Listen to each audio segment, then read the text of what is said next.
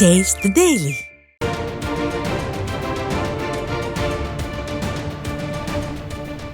அண்மைச் செய்தியை பார்த்து வருகிறோம். நாகப்பட்டினம் மாவட்டம் திருப்பூண்டி ஐயனார் கோவில் தெருவில் தனியாக வசித்து வந்த 66 வயது மூதாட்டியை 5 சவரன் நகைக்காக கூலிப்படையினர் கொலை செய்த சம்பவம் பொதுமக்களிடம் அதிர்ச்சியை ஏற்படுத்தியிருக்கிறது.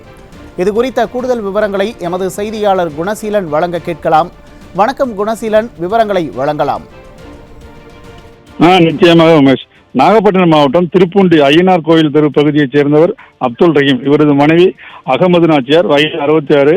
இவர் மாடி வீட்டில் தனியாக வசித்து வந்தார். நேற்று நள்ளிரவு மர்ம நபர்கள் வீட்டின் கேட்டை உடைத்து ஓரமாக வைத்துவிட்டு போர்ட்டிகோவில் உறங்கிக் கொண்டிருந்த மூதாட்டியின் கழுத்தில் அணிந்திருந்த 5 பவுன் கொண்ட 2 தங்கச் சங்கிலியை அறுத்த போது கூச்சலிட்டுள்ளார். இதனால் ஆத்திரமடைந்து அவர்களின் கழுத்தை நெரித்து கொலை செய்துவிட்டு தங்கச்செங்கலியை பறித்து சென்றுள்ளனர். மேலும் கையில் அணிந்திருந்த கவரிங் வளையல்களை விட்டு சென்றுள்ளனர்.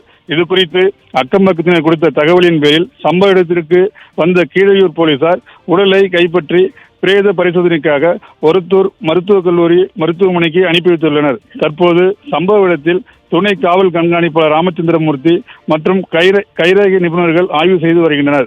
இறந்தவர் உடலை பார்த்து உறவினர்கள் கதறி அழும் சம்பவம் பெரும் சோகத்தை ஏற்படுத்தியுள்ளது. தமிழகத்தில் கடந்த 4 ஆண்டு காலமாக கொள்ளை சம்பவங்கள், போதைப் பொருட்கள் உள்ளிட்டவைகளால் இளைஞர்கள் முதல் பெரியவர்கள் வரை, சிறுமிகள் முதல் மூதாட்டிகள் வரை பாலியல் பலாத்காரம் தமிழகத்தில் நாளொரு வண்ணம் பொழுதொரு மணியுமாக நடைபெற்று வருகிறது. இந்த விடியா திமுக ஆட்சியில் மக்கள் அன்றாடம் அச்சத்திலேயே வாழ்ந்து வருகின்றனர். மேலும் காவல்துறையினர் கட்டுப்பாட்டில் வைத்துள்ள தமிழக முதலமைச்சர் அவர்கள் காவல்துறை செயலிழந்துள்ளதாக பொதுமக்கள் தெரிவிக்கின்றனர். உமேஷ்.